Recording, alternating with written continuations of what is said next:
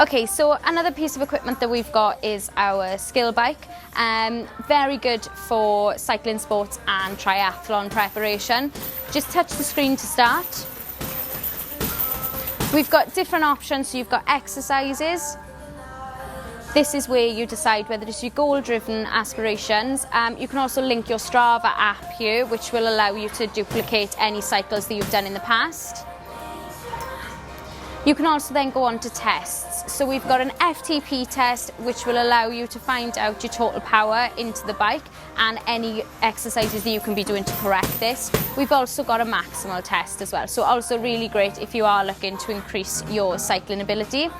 What makes this bike individual from the Wattbike is that we've got gears on the sides here. So as you know, Wattbike doesn't have gears, whereas the Technogym bike has the paddles on the handles, which replicates a road bike even more than what the Wattbike does.